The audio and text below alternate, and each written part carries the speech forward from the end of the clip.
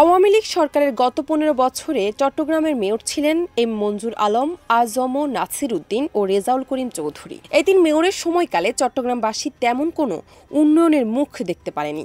বেশিরভাগ প্রকল্পই শেষ হয়নি নির্ধারিত সময়ে। একটু বৃষ্টি হলেই কোমর সমান পানিতে ডুবে যায় বন্দরনগরী। নগরের সড়কগুলো সংস্কারে গত ১.৫ দশকে অন্তত ৪,০০০ কোটি টাকা ব্যয় করেছে চসিক। বছর না যেতেই সড়কগুলো বেহাল হয়ে পড়ে। বিশেষজ্ঞরা বলছেন, নিম্নমানের কাজের কারণে প্রতি বছর শত কোটি টাকা গচ্ছা যাচ্ছে। এ তিন মেয়রের অনিয়ম, দুর্নীতির কবলে পড়ে কাঙ্ক্ষিত নাগরিক সেবা পায়নি চট্টগ্রামবাসী। এদের মধ্যে ২০১০ সালে ১৭ জুন মেয়র হয়েছিলেন মঞ্জুর আলম। তার প্রধান দুটি নির্বাচনী প্রতিশ্রুতি ছিল জলাবদ্ধতা নিরসন ও পরিচ্ছন্ন নগরী। নগরের জলাবদ্ধতা নিরসনে ২০১৪ সালের ২৮৯ কোটি টাকা ব্যয়ে বারুইপাড়া খাল খনন প্রকল্পের অনুমোদন দেয় সরকার। এক দশকে প্রকল্পটির ব্যয় ৪ গুণ বেড়ে দাঁড়িয়েছে ১,৩৬২ কোটি টাকা।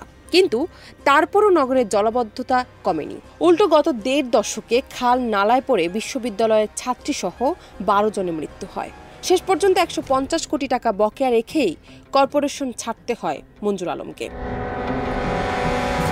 ২০১৫ সালে ২৬ জুলাই দায়িত্ব নেয় আজম নাসির উদ্দিন। সৌন্দর্য বর্ধনের নামে ফুটপাত, সড়ক বিভাজক, সড়ক দ্বীপ, গোলচত্বরগুলোতে পছন্দের প্রতিষ্ঠানকে ব্যবসা করার সুযোগ দেন তিনি। নগরের ২ নম্বর গেটের বিপ্লব উদ্যানকে ২০ বছরের জন্য ইজারা দেওয়া হয়। উন্মুক্ত এই উদ্যানে সবুজ ধ্বংস করে নির্মাণ হয় দ্বিতল বিপণী বিতান। এছাড়া নগরের বাড়ি বাড়ি গিয়ে আবর্জনা পরিষ্কারের জন্য ২,০০০ লোক নিয়োগ দেওয়া হয়। এসব নিয়োগের বিপরীতে ৫০ কোটি টাকা অর্থ লেনদেনের অভিযোগ রয়েছে নিয়োগ সংশ্লিষ্টদের বিরুদ্ধে। ২০২১ সালের ২৫ জুলাই দায়িত্ব নেয় মেয়র রেজাউল করিম। ক্ষমতায় থাকাকালীন ব্যাপক অনিয়মের অভিযোগ ওঠে তার বিরুদ্ধে। প্রকল্পের নামে চলত ঘুষ বাণিজ্য। ২৫০০ কোটি টাকার প্রকল্পটি ঘিরে ব্যাপক অনিয়মের অভিযোগ রয়েছে রেজাউল সহ প্রকল্প সংশ্লিষ্টদের বিরুদ্ধে। প্রকল্পের শুরুতেই সরকারি ক্রয়বিধি অনুযায়ী টেন্ডার আহ্বান করে ঠিকাদারদের মারধরের শিকার হন প্রকল্প পরিচালক। এটির বিচার না করে উল্টো ঠিকাদারদের ইচ্ছা অনুযায়ী এই প্রকল্পের টেন্ডার দেন রেজাউল করিম। এভাবেই এই তিন মেয়র উন্নয়নের নামে সিটি কর্পোরেশনের উপর আর্থিক বোঝা যেমন চাপিয়েছেন, তেমনি হাতিয়ে নিয়েছেন কোটি কোটি টাকা। ডেস্ক রিপোর্ট, দেশ রূপান্তর।